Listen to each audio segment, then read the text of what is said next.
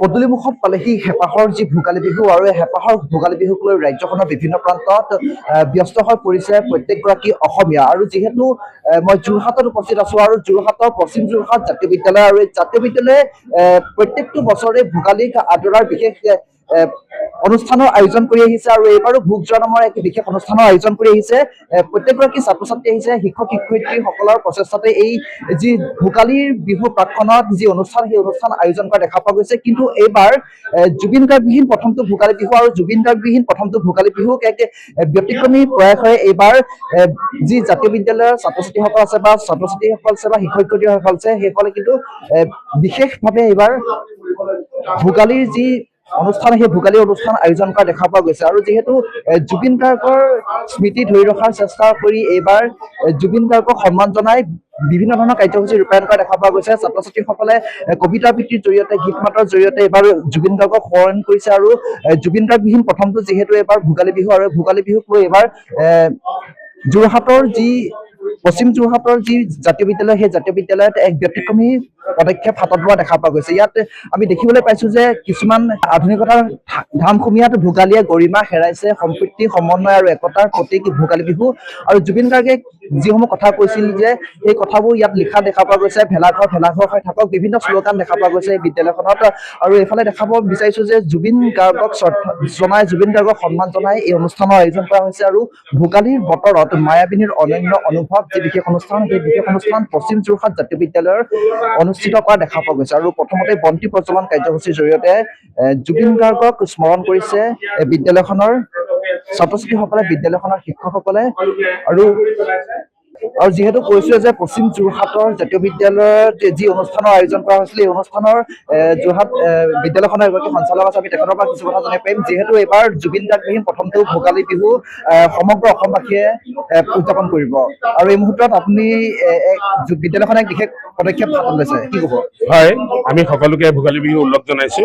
আৰু ভোগালীৰ বতৰত যি আমি মায়াবিনীৰ অনুভৱেৰে আজি জুবিন দাক স্মৰণ কৰিব বিচাৰিছো। কাৰণ ভোগ বুলিলে আচলতে সকলোৰে এটা আনন্দ উৎসাহ পৰিৱেশিত হয়।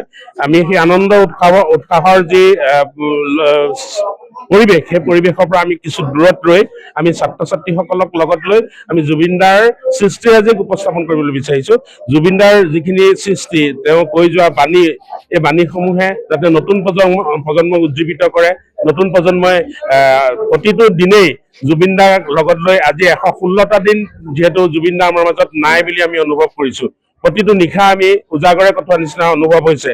আৰু তাৰ পিছত আমি জুবিন দাক যেতিয়া ভোগালীৰ বতৰত মেজিৰ জুই উত্তাপ লবলৈ বা ভোগালী ভেলাঘৰ সাজিবলৈ আমি সাজু হৈছিলো, তেতিয়া আমাৰ মনত আহিছিলে যে ভেলাঘৰ পৰিৱৰ্তে আমি জুবিন দাৰ প্ৰতিকৃতি হিচাপে আমি তেওঁৰ প্ৰিয় বাদ্যযন্ত্ৰক প্ৰতিফলিত কৰি আমি ছাত্ৰ ছাত্ৰীসকলৰ মাজত উৎসাহিত কৰাৰ আন এক চিন্তা হাতত লৈছিলো। আৰু তাৰ মাজতে আমি কণ কণ ছাত্ৰ ছাত্ৰীৰ হাতে লিখা বিভিন্ন শ্লোগান, জুবিন দাৰ ভাল পোৱা কিছু তেওঁ খাদ্য, জলপান বা তেওঁ বাদ্যযন্ত্ৰসমূহ উপস্থাপন কৰিছো। তেওঁ ভাল পোৱা কিতাপৰ কিছু অংশ আমি তাত ৰাখিছো। এই ধৰণে আমি আজিৰ দিনটোত, ভোগৰ আনন্দৰ দিনটোত আমি দুচকু বোৱাই, আচলতে মোৰ চকু পানী ওলাই গৈছিল অকমান আগতে মই যেতিয়া এই স্থানত সেৱা কৰিছিলো। আৰু সেই দুচকুৱে জুবিন দাৰ যি আত্মাক শান্তি দিয়ক বুলি মই ভাবিছো। আৰু আজি জ্বলাই থকা বন্তি গছি জুবিন দাৰ আত্মাৰ মাজত জ্বলি আছে বুলি আমি আজিৰ দিনটোত অনুভৱ কৰিছো।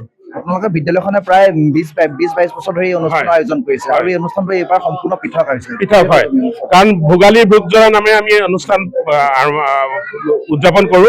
কিন্তু এইবছৰ আমি সেই ভোগালীৰ ভোগ জৰাৰ পৰিৱৰ্তে আমি জুবিন দাক মায়াবিনীৰ যি অনুভৱ, সেই অনুভৱেৰে ভোগালীৰ বতৰত বিচাৰিছো।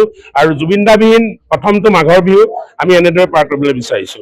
হয়, ধন্যবাদ থাকিল। আৰু এনেদৰেই জুবিনবিহীন প্ৰথমটো এইবাৰ ভোগালী বিহু আয়োজন কৰিব অসমবাসীয়ে। আৰু এই মুহূৰ্তত বিদ্যালয়খনৰ কিছু ছাত্ৰ আছে, আমি ছাত্ৰৰ পৰা কিছু কথা জানিবলৈ বিচাৰিম।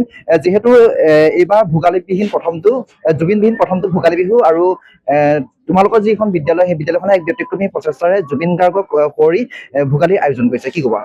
আচলতে প্ৰথমে সকলোকে ভোগালী বিহুৰ শুভেচ্ছা জনাইছোঁ। আৰু প্ৰতি বছৰে আমাৰ পশ্চিম জিলা জাতীয় বিদ্যালয়ে নতুন চিন্তাৰে ভোগালী বিহু উদযাপন কৰি আহিছে আৰু এইবাৰো তেনেদৰে কৰিছে, যদিও জুবিন দা আমাৰ মাজত নাই, সেইবাবে জুবিন দাৰ উপলক্ষে আমাৰ ভোগালী বিহু উদযাপন কৰা হৈছে। আৰু ইয়াত জুবিন দাৰ বিষয়ে সকলো প্ৰতিচ্ছবি আৰু জুবিন দাৰ বাণী আমাৰ পশ্চিম জিলা জাতীয় বিদ্যালয়ে যুগুতাই আনিছে আৰু তেনেদৰে আমি জুবিন দা বিহীন ভোগালী উদযাপন কৰিছোঁ।